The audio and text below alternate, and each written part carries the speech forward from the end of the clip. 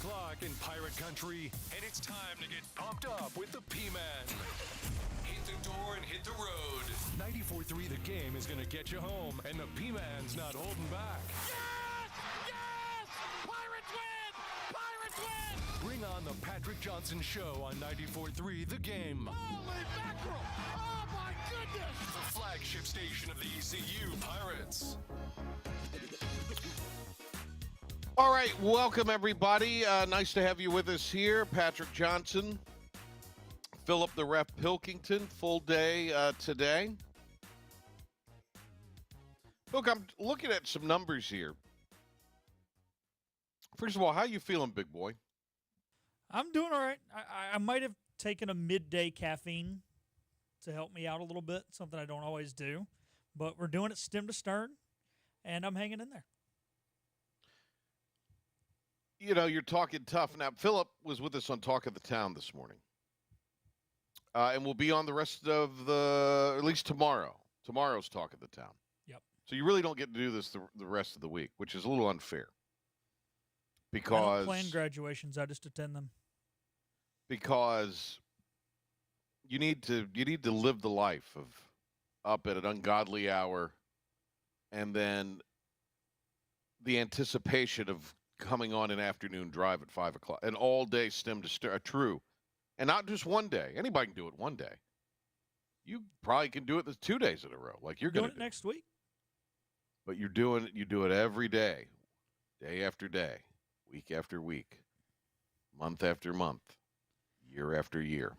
I do understand now that why you don't watch late-night sporting events. I went to bed right after the Celtics game last night. Didn't get to see a minute of that crazy Nuggets-Thunder game. I wake up to text messages galore.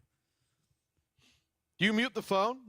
Do you mute the the stuff on the phone? I mean, I have it in vibrate, but I don't do the do not disturb. Because if it does, well, normally I don't have to worry about it, or today I wouldn't have to worry about it, but if, God forbid, Michael's blows a tire or something, I have it to where if he calls me at 5 a.m. to come in and do the show, I can do it. But I slid through. Yeah, but all those text messages came through at midnight. I was knocked out. I do the do not disturb. So you want to know disturbing? How about that for a transition here as we stick to sports? They released and we're going to talk in a few minutes to Shane Winkler, softball coach for ECU. He's down in Tampa. The Pirates play tomorrow night in the tournament. By the way, Pilk, I think we got Mull tomorrow. Not sure what else we have tomorrow because we got Talk of the Town going as well. What is your day tomorrow? You're here tomorrow, right? For the PJ show? Yeah, or I'm leaving Greenville, I guess, right at 6 o'clock to head to Charlotte. Okay. Is that permissible? Yeah, I got a dentist appointment in the morning on Thursday. And I got to make sure everybody gets from the airport to where they need to go Thursday, middle of the day, as all the family comes in. Well, no, but I'm just saying, are we able to do the show? You're able to get out of here at 5 o'clock or at 6 o'clock tomorrow, or is it? I didn't want to tell the show secrets. I was theater of the mind. I didn't want to tell any secrets. But if Mull wants to go in the morning, yeah, I'd like to get out of it. I've got my day's gotten really, really insane tomorrow. We'll do what we got to do. Anyway, we'll do what we got to do. Anyway, we are going to have Brian Mull tomorrow. We'll figure out all the other guests. Maeve English is going to be later in the week. We've confirmed that, right? The all-time great goalie for ECU. We're going to have a WAG sighting. Is that right? It's what they tell me. Okay.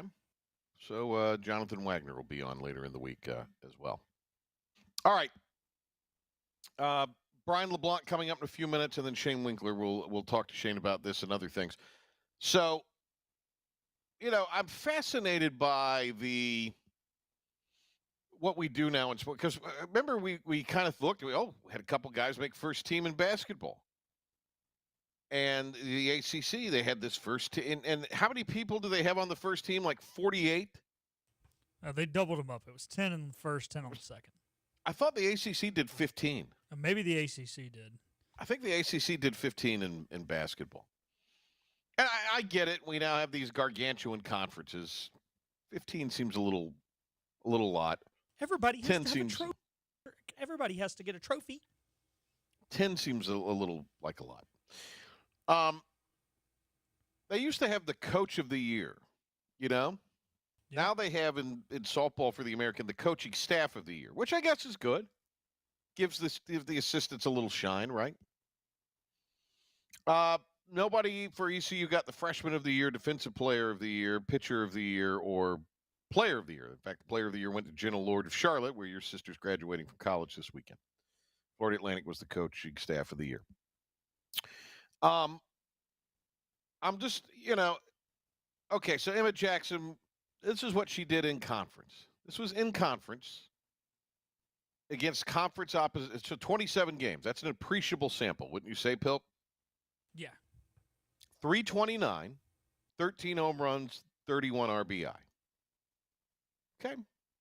Let's extrapolate that out as far as just overall statistics. The overall work of the season, which was for ECU 54 games. So the other half of the season, right? She was fourth in RBI, Emma Jackson was. Jackson with 49 of them. Jackson was second in home runs with 18 of them and was pitched around a lot. And now in batting average, in fairness to Emma Jackson, she was 42nd. But if you look at her conference-only numbers, which is what you should probably look at when you're determining the conference player of the year, especially in a sport like softball, she was, probably in the running for the Triple Crown and was the home run and RBI queen, right? We can all agree to this. Yeah. She made second team, all conference. They still do it. They still do it by position, because Morgan Johnson made first team all first base, which I'm happy for her. It was a little surprising to me, but I guess kind of thinking about it. But they didn't put her on the in the outfield. Now in the second team, they have two first basemen. They could have maybe thrown him as a fourth outfielder. I don't know. On the first team. Congrats to Annie Kate Dalton. She's a really sweet young lady too. Made second team all conference, and Kendall Frost was the pitcher. One of the pitchers represented on the all freshman team. But I'm just shocked at this. And you were the PA for a number of those softball games. Who is the one pitcher or the one player in the ECU lineup, Pilk, that pitchers routinely, whether they just directly walked her with intentionally or gave her no pitches to hit and the old unintentional intentional walk? Emma. Right. Not saying other people weren't pitch tough, but there was no instance outside of a strategy to maybe load the bases so you get an out at any bag. There was never a situation that I can recall that they were like, all right, we're going to not just straight up not pitch to this person, except Emma Jackson. Yeah, this girl, Jenna Lord, could probably have been the same way. I don't know. And they did finish ahead of the Pirates in the standings, to be fair. The tough thing about it, P-Man, I want to go back to a comment you made earlier. Should this be the overall body of work, or should this be just in the conference? I think it should be just in the conference in college sports. Because here's my thing. When we talk about Cy Young, right, it's the American League is equivalent to the National League. You don't only look at what a guy did in his in-league starts. But when you look at conference for softball, for example, look at the out-of-conference schedule that Shane Winkler scheduled. You would expect some of the players to play not as well statistically out of conference as they do in conference. When you're playing Duke, when you're playing Clemson, Virginia, they played North Carolina, I believe. Mm-hmm. Multiple teams from the Midwest Power 5 opponents came down to Greenville, including Michigan. Yeah. That's different. But what if these other teams were playing, no disrespect to some of these programs, but Northwestern State, Lamar, and Bethune-Cookman? And I don't know if there's anybody that played those three. I'm just naming mid-majors that kind of fall in the realm of where our conference is. So, yeah, numbers are going to be skewed. Now, I'm not going to sit here and act like I know exactly what every outfielder on the first team all-conference did all year long in conference play because I don't watch really, other than ECU, watch a lot of softball. But When you have those numbers in the 27 conference games, half the games in which you played in the season, a 56 game what was supposed to be slate, had a few canceled due to Mother Nature roaring her evil head. But yeah, it should be the conference. I mean, could you imagine if we played Oklahoma 4 times out of conference? Your numbers aren't going to be as good. You're playing Oklahoma. Right. Anyway, we'll get Shane Winkler's thoughts on this coming up. College football news that will not involve Bill Belichick in this segment. Clemson and Notre Dame striking a 12-year agreement to play in football. This is pretty significant for a number of reasons. Now, you could always tear up a contract, right? There are outs, various legalities. What if we wind up in the same conference one day? And it's not the ACC. Because this goes beyond, certainly beyond 2030, but 2036 when that TV deal is sitting. But this most recent kind of agreement that was made with the ACC and Florida State and Clemson in the legal wrangling, 2030 is kind of the expiration date, or at least the next date you got to pay attention to if you're talking about the ACC, right? Yeah. So, what does this mean? What does this tell you? Obviously, this is made for television. I don't know how long the NBC deal runs, but I would, it gives NBC a national brand for inventory. And I'm sure if NBC wanted to go to Death Valley to do one of the games, there would be some horse trading. It also is good for ESPN. ESPN or ABC are going to want to pick up all of the other games that NBC does not have. In other words, the ones that are not in Indiana, South Bend. Easy for me to remember. So, does this also set up what is the out if after 2030 the whole thing blows up? What if Notre Dame is compelled for whatever reason to join the Big Ten? Dare I say the ACC, which they won't. So, Patrick, I think this is guaranteeing it, and I think it's setting it up perfectly for Notre Dame to join the Big Ten. Notre Dame right now plays 5 ACC opponents per year. And this counts as one of them, doesn't it? Or is this additional? This contract, I've not read the details of this. That was the thing. The ACC kind of worked with Notre Dame and their teams to kind of assign these games. You had to find a team who had an extra game available because it doesn't count as a conference game. But this was kind of worked out. And so they would try and rotate it the best they could, as well as, made for TV, a combination of the two. But now that they're locking this down every year, that makes me think there is a chance that Clemson and or Notre Dame are looking to move, and they found a way to keep this going, kind of creating a created man-made rivalry. And if Notre Dame joins the Big Ten, well, hey, guess what, Big Ten? We'll play your 9 conference games, but one of our 3 out of conference is now going to be Clemson, right? Which would almost get their whole schedule scheduled because you got you got Navy, you got Clemson. Now they're only fighting for one more game. Do they play USC like they used to always play USC? This also is something to you're going to have Miami and Florida State play Notre Dame with a little more regularity also. According to the ACC. As you should. Now that you can lose a game and make the college football playoff, where it used to be, you go undefeated in this college football playoff. We need to schedule more of these games. So, yeah, the ACC at the time didn't kind of want to hinder their teams. They're like, oh, we don't want Clemson. What if they get beat by Notre Dame and the Notre Dame ends up 9-3 and they can't make the college football playoff? We're not seeing this Notre Dame revenue money, but now they can afford to lose to Notre Dame. Well, here's the other part of this too, Bill. Now a lot of the deal with the ACC for Clemson and Florida State and others are attached to TV dollars, ratings dollars. That's a big ratings matchup. Anytime the Irish play. Yeah. So that gives Clemson a little bit of an oomph.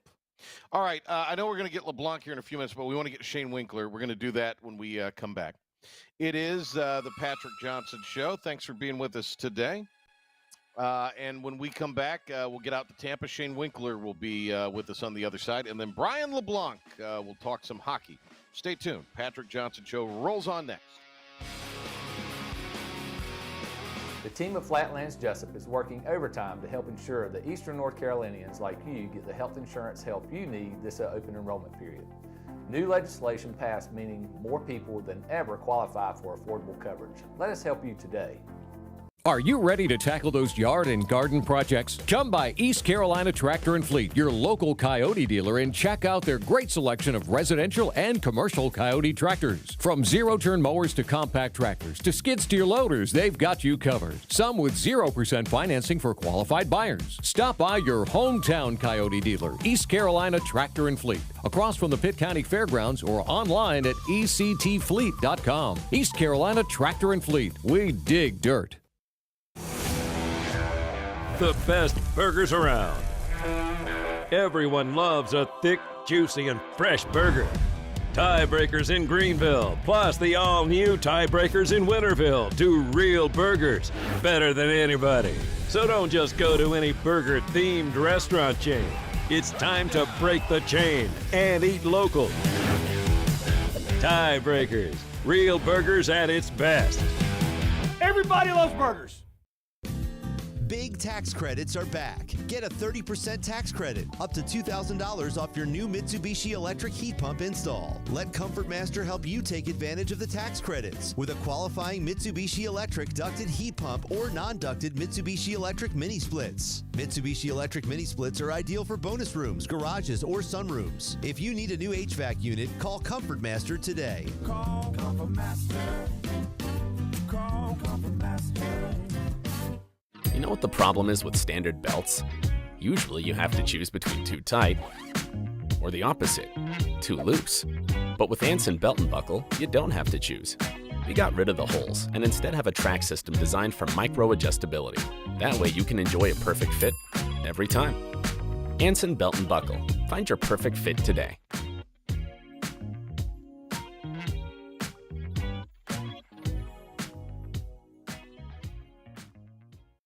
Healthwise Pharmacy rounds the bases with all of your infusion, retail, compounding, and medical equipment needs. Locally owned and operated by pharmacist Marcy Parker, Healthwise has grown to be your most trusted provider for infusion services. Currently providing in-home or on-site infusions in North Carolina, South Carolina, and Virginia. Visit Healthwise Pharmacy at 615B South Memorial Drive or call 252-295-0059 to speak to a patient service representative to find the option that best suits your needs. Tired of the 1-800 numbers advertising Medicare products? Flatlands Jessup has 6 offices all throughout Eastern North Carolina. Get face-to-face help from our local award-winning licensed team. Stop by today. Flatlands Jessup, your whole world covered. Download the new IBX Media app now and get the show for your ears and eyes. Doesn't it look great on me? This is the Patrick Johnson Show on 94.3 The Game. We're back on the Patrick Johnson Show going on this week. Starting tomorrow, it is the American Athletic Conference Softball Tournament.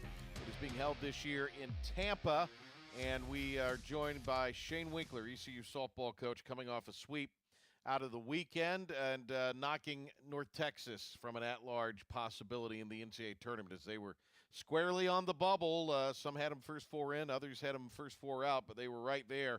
And the Pirates just played outstanding this past weekend, sweeping not only the series but a doubleheader Saturday, and that's never easy to do. Shane Winkler is in Tampa, and he joins us, the coach of the Pirates. Coach, how are you?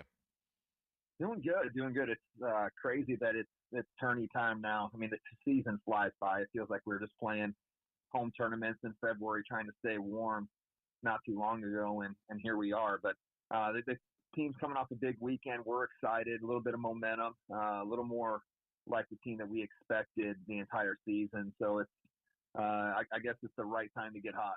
Yeah, you want to be playing at your best this time of year, and if you guys could replicate what you did this weekend, it is a very scary team. When you look back at the season, what was different about this past weekend, in your opinion, from some of these other weekends where you've had some games not go your way? You know, I think the competitiveness at the plate for sure. and we had a couple home run balls, obviously, by Morgan Johnson, but just the competitive at-bats we had. We went oppo more. We had hard singles up the middle, 2-out hits, just grinding. And the energy in the dugout around the field was what we expect all season. So it's something that we've been trying to pry out of our group all year long. And we tell our girls when things are going well, it's easy. I mean, you go back to our UAB weekend, the first game, we hit 6 home runs, and I mean, everything's flowing, balls are flying out of the park, and then there's energy because of that. But we can't wait for something like that to create our energy. So getting at home on a senior weekend, our last home weekend, I mean, the buzz was already there pre-game, every game before we even started, and it lasted all series long. And that's what we're going to need for the conference tournament. And it's usually pretty easy to turn that on during tournament time because we've talked about having our backs against the wall. Well, now during the tournament, every team's backs against the wall. So we showed what we can do last weekend with that. Now it's replicating that same type of energy and competitiveness. It is, in reality, should be, in likelihood, could be, probably is the better way to put it, a 3-bid league, but it's certainly a multiple bid league, the American. I say that to say you beat a team that obviously was hungry and had a lot to play for and was very talented. So that also has to make your team feel confident. Yeah, I mean, that's another thing that our girls excited coming in because we know how good of a team that is, and that's the best preparation for a long week like we have this week coming up is playing one of the better teams in the conference, a team that has been playing well all year long. They swing it well. They've got a ton of velocity in the circle, pitching-wise, and I mean, we rose to the challenge, which is exciting. Well, we knew that's the type of team that we have all year long, and we've seen big glimpses of that. So we put it all together throughout the weekend. Now, it wasn't pretty at all times. We had some rough defense on Saturday at times, but we overcame that with getting the pitches when we needed to, but just competitive at bats. And that's, like I said, that's what we're capable of. And we're talking more about our team, about the will to win and how important that is. We've got every metric and analytic possible that you can look at, through sabermetrics and bring up every stat. But the most important metric is the will to win. TW, we're talking with our group. And that is the separator when you look at tournament time. It's who has that fight and that drive, that competitiveness. And that's what we're hoping to bring to the field all week long. It is ECU softball head coach Shane Winkler joining us here on the Patrick Johnson Show today. Pirates will play tomorrow night at 7 on ESPN Plus from Tampa, Florida at USF. And they will play the winner of the number 10 seed Memphis and number 7 seed UAB. Played Memphis earlier in the year, getting UAB a little later on in the season, as you mentioned, had a real power surge, particularly in one game against them. So with, as far as being able to kind of who you're going to play, having to wait a little bit, does that change anything, or is this just really the ultimate, let's worry about us? We'll definitely worry about us a lot. I mean, that's the way. We had a short practice yesterday at a complex down here in Tampa. And then today we'll get a workout at 1 o'clock at USF Field. And that's all about us, all about our preparation, getting the swings we need, getting on the field, getting comfortable. And then tonight we'll watch a little bit of video from our previous series on both teams. It doesn't take long with the technology we have now to basically go through an entire series and just watch how all the pitchers threw against us. And then we'll see tomorrow at 1 who wins that game. And if we need to, we can do a refresh or even on the bus on video with whatever team we need to face. But our girls know basically all the pitchers in conference now, how they threw against them, and just having video in our hands, being able to send it to an app. The kids can look through their at bats so quick. So we'll be prepared for either one. We feel confident against either team. We played well against both. I mean, it didn't get the result overall in the series that we wanted to against UAB, but we swung the bats well. And it was just the competitiveness in games 2 and 3 that we didn't have. So I mean, we're excited. It's an opportunity to start the week off the right way, and I believe our group's ready. We've been preparing the right way. Shane Winkler with us. All right, let's. No good sports conversation is never had without some debate or some controversy. The good news is you get Morgan Johnson, who has been a real vocal leader for you in the locker room, on the all-conference first team, and that's a great thing. And then, Emma Jackson makes second team. Emma Jackson's a fantastic player, and I want to give short shrift to Annie Kate Dalton making second team also. And then Kendall Frost on the all-freshman team as the pitcher. But I'm a little stunned about Emma Jackson, a second teamer, and then Charlotte's Jenna Lord, who had a fantastic year, the player of the year, when at least in conference, the numbers were exceeded by Emma Jackson. Yeah, and I'll try to stay relaxed with the conversation here. I mean, obviously biased towards our kid, Emma Jackson. We see what she does every day. When you're looking at stats, you're only sent the conference stats, and you're only supposed to look at that. And I mean, you hope that coaches in the conference look at more than just one stat, like a batting average. I mean, you learn how archaic batting average is years ago. So I mean, when you break down OPS, which is one of the most important stats for a slugger these days, Emma blows away all the outfielders in OPS, leads the conference in home runs, RBIs, leads in walks. She's pitched around consistently. So I mean, even if you don't vote her the player of the year, which that's a tough one right there. Her and Lord had outstanding seasons. To not be a first team kid, like you said, you're baffled. I'm sure most of the conference coaches, and they're the ones voting on the all conference kids, are looking at it and be like, wait, did I make a mistake?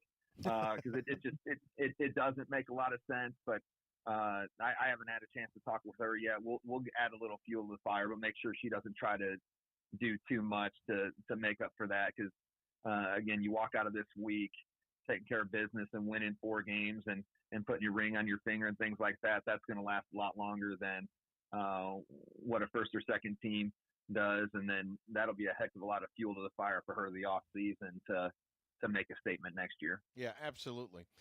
What I think's fascinating about Emma and both Annie Kate and their couple of kids that transferred, and so of course was Morgan Johnson, but those two in particular have talked about that in various forums that there was a possibility they were not going to play softball ever again. And yeah, I mean it's a pretty remarkable. It's a remarkable story for both of them. Yeah, you'll see that a lot with kids that go in the portal when they're looking for a new home, and that crossed their mind a little bit, depending on the reason that they left and transferred. Obviously, you got a Morgan Johnson who's been through so many injuries, so I know that crossed her mind at times, having to redshirt multiple times, and then same like you said, AK Dalton and Emma. I mean, just coming through situations where they weren't happy. So getting them in an environment here where they can feel more comfortable in their own skin, enjoy themselves every day coming out to the field and looking forward to it. I mean, that was important to me when we bring kids in from other schools. And I mean, they've thrived in our environment, which is exciting to see. So, I mean, we can talk about how we're frustrated with Emma not getting first team, but just the fact that they can come in here and get to be themselves and enjoy getting to be back on the field again. That's more important than any award anyway. So we're going to take advantage of having AK and Morgan here for as long as we can, try to extend their seasons, and then keep building on what we've done with Emma. So we're excited about what they've done for us, and I mean the future's bright. Kendall Frost, and I think there was some freshman inconsistency, let's just say, but I mean still a fantastic year. For her to be on the all-freshman team is a great honor, and I know you wanted to get her a little bit of rest. She came in one of the games over Saturday after pitching for you several innings on 6 innings on Friday, and helped you get out of an inning. But when you look at that whole thing, Coach, as far as her and being ready in this event, her and Apple for that matter, obviously 2 young pitchers that you have that are have huge futures still ahead of them. No, I mean, extremely proud of Kendall and what she's done all season long. I mean, we threw her under the fire way back in February with some starts that she had. So I mean, she took her bumps and bruises and build up some calluses as she went through the season. And I mean, realize that this level is not easy. I mean, it's not like high school and travel ball where you can rest through parts of lineup. I mean, it's especially in our conference, the way the team swung the bats this year. I mean, it's tough every single inning, but really proud of her. And the same as Taylor Apple. I mean, Taylor threw outstanding this past week. She got honorable mention for Player of the Week with her outing against North Texas. So just what they've both done for us all season long. And like you said, the future's bright with having a freshman and a sophomore that threw a majority of our innings this year and what they're going to be able to do for us. But we're going to have to ride those two arms a lot this next week also. We're going to have to figure a way to get them in and out of games as quick as we can because the weather's going to be hot here. And I mean, our plan, obviously you got to win one day at a time, but we've got to keep them as fresh as possible to take care of business. But no, they both did what we needed them to this past weekend against the best hitting team in our conference. I mean, Kendall, we said going in, and I'm sure our athletic director, John Gilbert's looking at me like, wait, I thought Kendall wasn't going to come back after day one. But when we had an opportunity to sweep and boot North Texas out of our side of the bracket and things like that, obviously plans change. And she rose to the challenge. I mean, so did Taylor Apple. And then Jordan Hatch, for that matter, a senior coming in on senior day, throwing really well and keeping us in the game. So proud of our pitchers. And again, we put it together at the right time offensively and in the circle this past weekend. Yeah, in that third game where Hatch started on senior day, got down 4-0, and you guys battled back and ended up winning the third game for the sweep. But it was just a wild game, and it was even tied late 5-5. So I think that was a big deal for your team to emerge with the win in that one, 8-5. No, absolutely, because there's a lot of teams, and I mean our team also at times during the year where you fall down 4 like that, and you fold it in and. We didn't do that. I mean, we got energy from our group. I mean, multiple times through the weekend, Joey Fatante came up in big moments for us. Big RBI hit, walked, took an extra base for us and bought us a run. So, and we had seniors stepping up through the weekend. Like I said, just the competitiveness and the energy, that will to win that we're leaning on for this week. That was there. And I mean, I'm glad we pulled it out the right time because it's something that we're able to lean on for this weekend or this entire week. Well, I'm very excited to I enjoy doing the games. Now I get to watch as a fan this weekend, so I'm very excited about that, and wish you the best of luck. We'll look forward to talking to you again soon, and good luck tomorrow night against either Memphis or UAB, and certainly in the course of the event. Awesome. I appreciate you, Patrick, everything, all of your support all year long doing our games, and just also being a fan of ours. I mean, you do a great job of not playing homer on our call, but I know how much you support our program, so I appreciate that. All right, Coach, best of luck. We'll talk to you again soon. I appreciate you. Yep, there he goes, Shane Winkler. Great to have him on. All right, we'll get Lablanc on. We'll talk about my Carolina Hurricanes as they play in the first game of the second round tonight of the Eastern semifinals. But first, here is Philip the Ref Pilkington with the 94.3 The Game Sports Flash Update and Pirate Report. Pilk. Thank you, P-Man. As we just talked about, the big news right now going on in East Carolina athletics as the 4 players who got postseason all-conference nods on the softball diamond. Morgan Johnson, the first baseman, brought home first-team honors, whereas outfielder Emma Jackson and catcher Annie-Kate Dalton both were named to the second team. Kendall Frost was one of 2 pitchers named to the all-freshman team. Going elsewhere around the world of sports, 2 games tonight in both the NHL and the NBA. It'll start at 7 o'clock when the Pacers travel to Cleveland to take on the Cavs. 4-seeded Pacers upset the Cavs, let it pretty much wire to wire in Game 1 on Sunday, so the Cavs will look to bounce back at home. And this can be Game 1 between the 7th-seeded Warriors and the 6th-seeded Timberwolves. That'll be in Minnesota at 9:30. And going over to the NHL, we're going to talk more to Brian LeBlanc about this series coming up. It's the Carolina Hurricanes and the Washington Capitals. They'll do battle at 7 o'clock tonight. Caps coming off their first series win in the playoffs since 2018 when they won the Stanley Cup. They're going to try and ride that momentum, whereas the Canes will try and look to build off their series win over the Devils. And the late night cap, 9:30 tonight, Oilers and Golden Knights live from Sin City. That'll do it for your 94.3 The Game Sports Flash Update and Pirate Report. And take a time out here on the Patrick Johnson Show and be joined by Brian LeBlanc from Canes Country on the other side. Hey, it's Jim Wells again with Wells Roofing and Gutters here in the beautiful community of Lindale, Bedford. At Wells Roofing and Gutters, we believe in quality first, and that's why we use CertainTeed shingles, which are manufactured in Oxford, North Carolina, a local company. In the event you ever do have a claim or a problem with your roof system, they're local and they come and take care of us in a timely manner.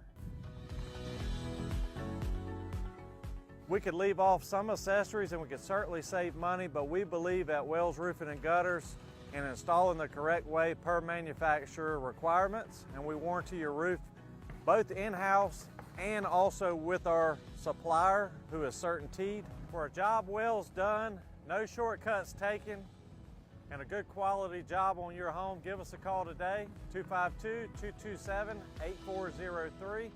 We also offer financing, 12 months, no interest, no payments. This is about you, your family, and the health of all who live in Eastern North Carolina. This is about the transformation of a health system into something more powerful and more human, about creating new ways to treat disease and keep you well. This is about ECU Health, which is to say, it's really all about you. ECU Health. Minds, hearts, purpose. You have a choice when you invest in insurance, and when you choose First State Insurance Advisors, you're working with people you can trust. Clark Stallings has deep ties in the community. His team, including Keaton Smith, Regina Asby, Phil Leva, Max Joyner Jr., Max Joyner III, and Ginger Smith, provides knowledgeable and professional advice. First State Insurance Advisors is an independent insurance agency. They offer all types of personal insurance as well as various types for business. Call or email First State Insurance Advisors today. We want to be your trusted choice agency.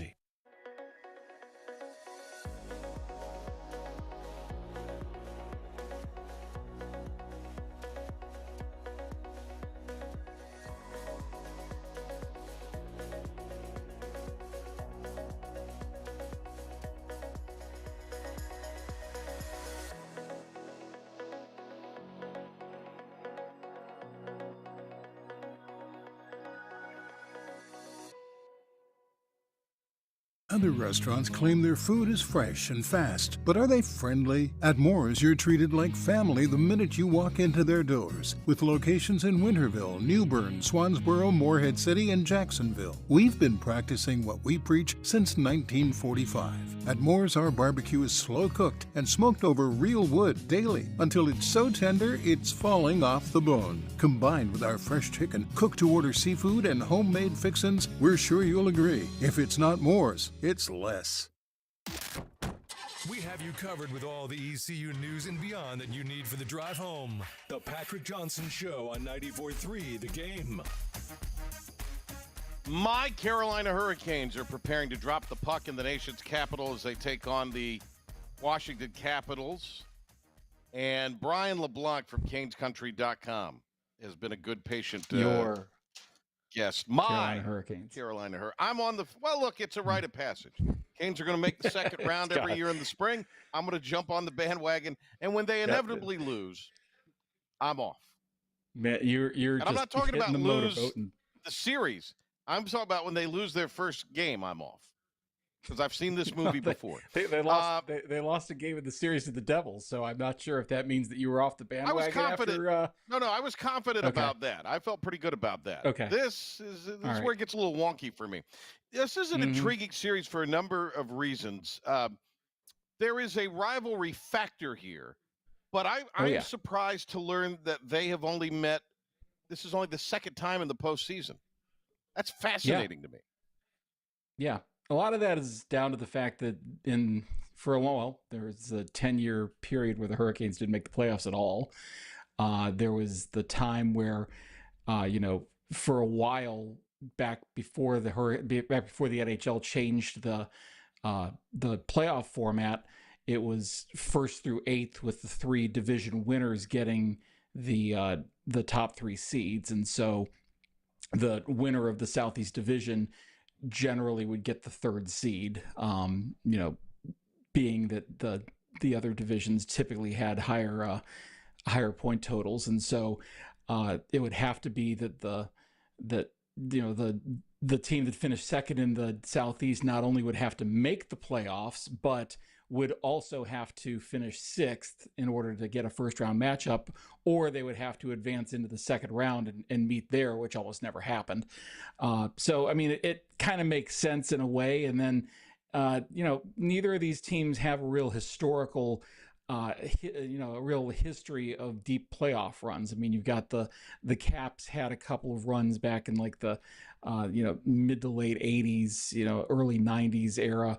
They made a Stanley Cup final in 1998, but the Whalers didn't really do a whole lot of anything. And obviously when the Hurricanes were making their cup run was right around the time that the Caps weren't all that good, and they were bad enough to be able to draft Alex Ovechkin first overall in 2004 at a draft that happened right down the road in Raleigh. So, there was a lot of, these teams tended to not be good at the same time. And so it kind of makes sense that there was a little bit of, there wasn't a lot of boats rising at the same time to kind of hit their level to where these two teams could meet up in the playoffs. But the geographic proximity of each other, it obviously is not that far of a drive between the two. And there's always been plenty of Caps fans that have made the drive to whatever we're calling the arena now. And plenty of Hurricanes fans have made the drive to DC over the years. And so there's always been a lot of fan interest in both cities. And with both teams now being pretty good, the Caps winning the division and the Hurricanes not too far behind them this year, this was kind of always the expected outcome of the first round. And I think a lot of people had this penciled in on their bracket as being a pretty expected second round matchup. And here we are. These are obviously the top two teams in the division. This is pretty much what we expected. And both teams made fairly quick work of their first round opponents. They've had plenty of time off. This is a series that has been biding its time and twiddling its thumbs waiting to get going, and I think both teams are ready to get on the ice. But that could mean a little bit of chaos tonight, because long layoffs in the playoffs tend to lead to some unexpected things in the first round or in the first game of the series, especially early in the game. Canes Country Brian LeBlanc is with us. Cane Country's Brian LeBlanc. Here's the good news: the Canes have their goalie back. They do. Frederik Andersen will start tonight. He was knocked out of Game 4 by Timo Meier of the Devils, and took Game 5 off as he recovered from what everybody presumes to be a concussion of some level. They'd never confirmed this, but this is the playoffs. They won't confirm if you got a hangnail in the playoffs, so no surprise there. Pyotr Kochetkov came in and played won Game 5. But he will be backing up tonight. No surprise there. If Frederik Andersen is at all healthy, he's going to be the workhorse here. I said last week that they would rotate through. I still think they will, but I think it's probably going to be closer to 60, 65, 35. If Andersen is healthy, he's going to get the run here. There's no question that they need Andersen healthy. They rely on him at this time of year, and that's really why they got him. They signed him to a contract extension in between the rounds. They've got him locked up for another year, and a lot of that is down to, number one, how well he's played, and number two, the fact that the goalie market in free agency is basically non-existent. And they're, for all of the faults and all the fact that Frederik Andersen can't stay healthy, there are no better options out there on the market this year. And so you're going to go ahead and ride with the horse that you've got. He likes being here. The team is comfortable with him.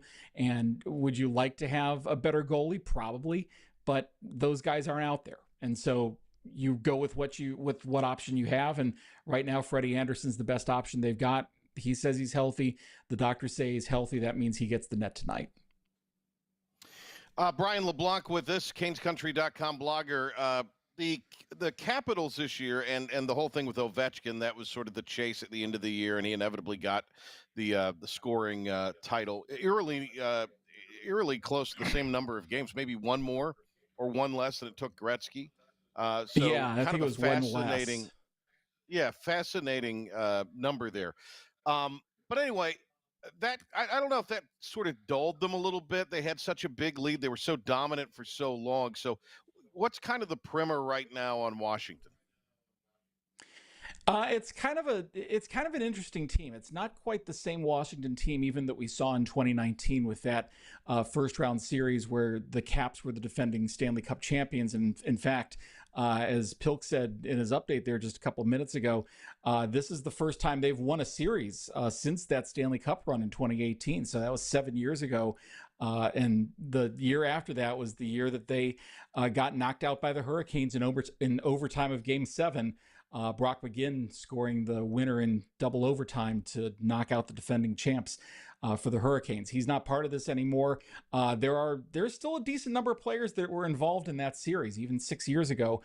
Five or six on each side, including one player on each side that was on the opposite side 6 years ago. Dmitry Orlov for the Hurricanes was on the Capitals back then, and Trevor Van Riemsdyk for the Capitals was on the Hurricanes in 2019. So there's a lot of familiarity there, obviously, with it being a division rival, but obviously also with just guys having been around for a while.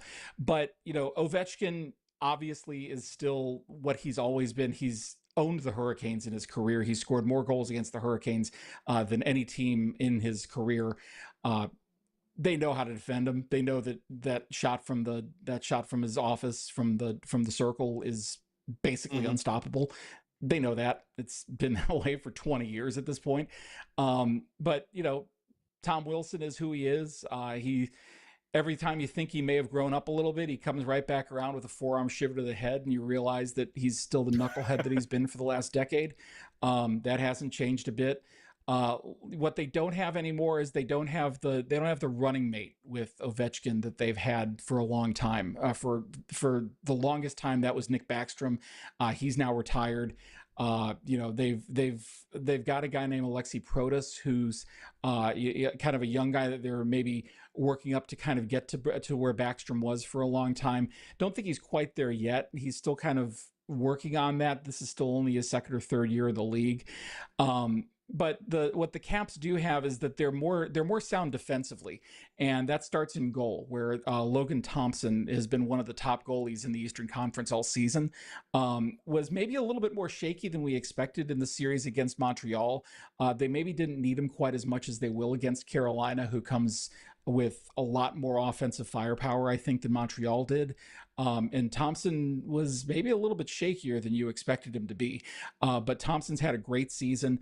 What I think maybe might surprise you if you haven't watched the Caps a lot in the past couple of years is that they really have kind of locked it down defensively. You kind of maybe remember the run and gun Caps of years gone by, and it's not quite like that anymore. And a lot of that is the fact that, Ovechkin is 900 years old at this point and really can't keep up anymore. Parks himself in the offensive zone and just rips off one-timers, which is fine. He scored 40 goals this year doing that. But, he's not going end to end anymore. It's not in his game. And the Caps really aren't built to do that anymore. So it's a more defensively minded team than we're used to. But they're a little older, aren't they? I mean, they're considerably older. Yeah, they are older. I mean, not just Ovechkin, but Lars Eller's definitely up there. Wilson's getting up there. I mean, he's in his mid-30s now. Thompson's not young. Thompson's in his 30s as well. So you do have the young guys. You've got Connor McMichael, who's in his mid-20s. Protas, I mentioned, is 22, 23, something like that. But it's not, it's not the pants on fire type Caps that'll just run you out of the rink the way that it is. In fact, I think it might be the Hurricanes that are kind of driving play a little bit more than it has been in years past, which is a reversal of what it was in 2019, where it was the Caps that were doing their best to try to keep the pace of play up, and the Hurricanes trying to slow it down. Here, I think the goal for the Hurricanes is going to try to keep the pace up and make the Caps play on their heels a little bit. I mean, that's been the Hurricanes' MO all year, and there's no reason to think they're going to try to change that going into this series. Canes country blogger Brian LeBlanc is with us previewing the Canes and the Capitals. My Carolina Hurricanes playing tonight in the first game of the second round in the Eastern semifinals for the Stanley Cup playoffs. One thing on the Canes here. Yeah. They obviously want to push the pace. They're also favored in this series. And are you buying or selling that? I'm cautiously buying it, just because I think that the type of play in the playoffs does tend to favor the Hurricanes, if they can push the pace of play. That's the one thing that over the past few years I think has really kind of held Rod Brindamore back a little bit is, and again, this is something that a team like Washington, much like the Rangers last year, can exploit to the Hurricanes, I think.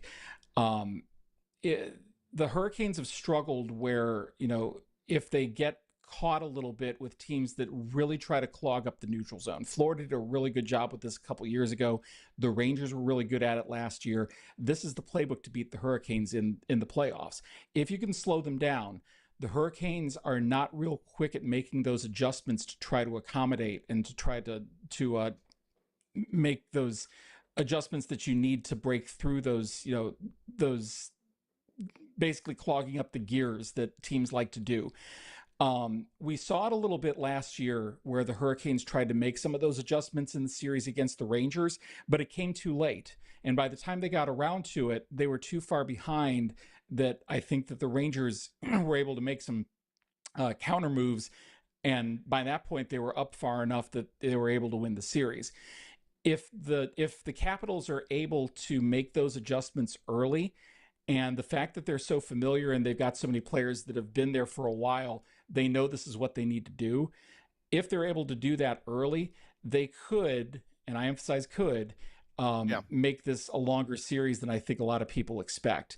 But if the Hurricanes are really able to put the Caps on their back foot in much the same way they did against the Devils in the first round, I do think that the Hurricanes probably do have the advantage in this series, because ultimately speed does tend to win in the playoffs, and the Hurricanes have been clicking on special teams. If they can keep that up, that would be good. You play the power play probably to a draw.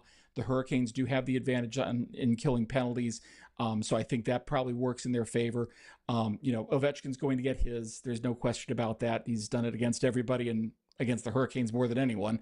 But the secondary scoring definitely favors the Hurricanes. If Anderson stays healthy, again, a big if, but if he stays healthy, I think he's at the very least the equal of Logan Thompson, and I think that the Hurricanes do have the advantage. But again, familiarity breeds contempt here, and if the Caps are able to play their game, which is clogging things up, slowing it down, making the Hurricanes, make the extra pass and just getting them off their game, getting themselves inside their own head, that's the game that beats the Hurricanes in the playoffs. We've seen it 2 years in a row, and the Caps are certainly capable of doing that. That's how they would manage to do it. But all things being equal, if the Hurricanes are able to get to their game, I think they do have the advantage in the series. Thank you, Brian. Appreciate it. You betcha. Talk to you soon. The great Brian LeBlanc, CanesCountry.com with us. Also, thanks to Shane Winkler for being on with us. Pirates will play tomorrow against the winner of Memphis and UAB. That'll be tomorrow night at 7 o'clock. All right, back in the morning on Talk of the Town. And Pilk will be there. I'll be there. Tomorrow, Brian Mold joins us, so you won't want to miss that. We'll see you tomorrow. How about that? Nothing to stay tuned. Stay tuned for Fox Sports Radio, I guess. Go my Carolina Hurricanes tonight, too, by the way. All right, see you tomorrow.